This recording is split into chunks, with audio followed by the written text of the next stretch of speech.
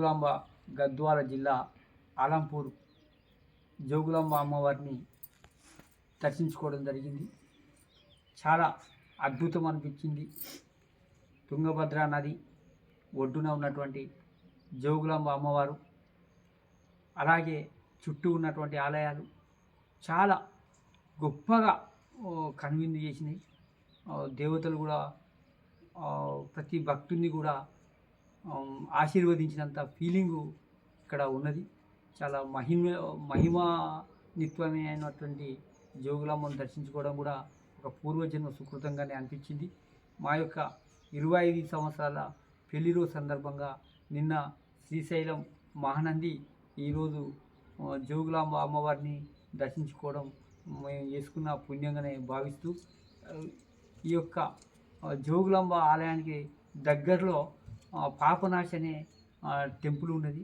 పురాతన కాలంలో నిర్మించినటువంటి ఆ టెంపుల్, తుంగభద్ర నది ఒడ్డున ఉన్నటువంటి ఆ టెంపుల్ అదే నమూనా శ్రీశైలము విద్యుత్ ప్రాజెక్టు వల్ల ముంపుకు గురైతే దాన్ని తీసుకొచ్చి ఒక 2 కిలోమీటర్ల దూరంలో జోగులాంబ ఆలంపూర్లో అదే పద్ధతిలో నిర్మించడం అనేది చాలా అద్భుతమైన విషయం.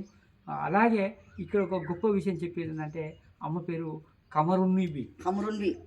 అయితే ఈ అమ్మ గురించి చెప్పాలంటే, ఒక హిందూ దేవాలయంలో ఆమె 23 సంవత్సరాల నుంచి ఎంతో ఇన్ని చుట్టూ ఈ యొక్క పాప వినాశి టెంపుల్ యొక్క చుట్టూ ఉన్నటువంటి గర్భగుళ్ళలో ఇంత చిన్నపాటి మరక లేకుండా, అశుభ్రం లేకుండా ఎంతో పరిశుభ్రంగా తీర్చిదిద్దుతూ, ఈ దేవుని మీద ఆమె మాటలు ఒక గొప్ప మాట అన్నది, నేను ఈ దేవుని సొమ్ముతో బతుకుతున్నా కాబట్టి నేను దేవుని సేవ చేసుకుంటా, నా కులంతో మతంతో పని లేదు అని అన్నటువంటి అమ్మను చూసినట్టయితే మన భారతదేశం భిన్నత్వంలో ఏకత్వం అని అన్నారు.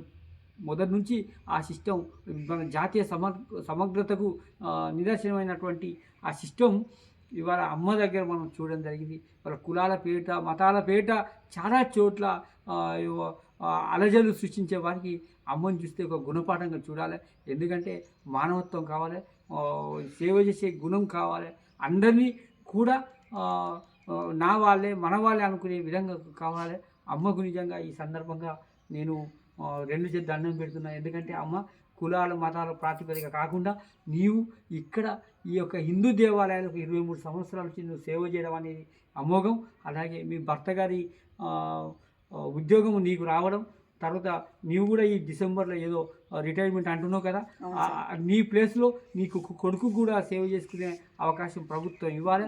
అలాగే ఒక రజక బిడ్డ కూడా ఇక్కడ మొన్న రిటైర్డ్ అయిందని తెలిసింది, ఆమె కొడుకు కూడా ఉద్యోగం ఇవ్వాలని నేను ఈ సందర్భంగా నేను జోగులాంబ గద్వాల జిల్లా కలెక్టర్ గారికి, అలాగే పురాతన దేవాలయాల డైరెక్టర్ గారికి మరియు దేవాలయాల శాఖ అధికారులకు నేను ప్రత్యేకంగా విజ్ఞప్తి చేస్తున్నా. నా పేరు డాక్టర్ మొగుళ్ళ భద్రయ్య, జాతీయ మానవ హక్కుల కమిటీ తెలంగాణ రాష్ట్ర అధ్యక్షులు.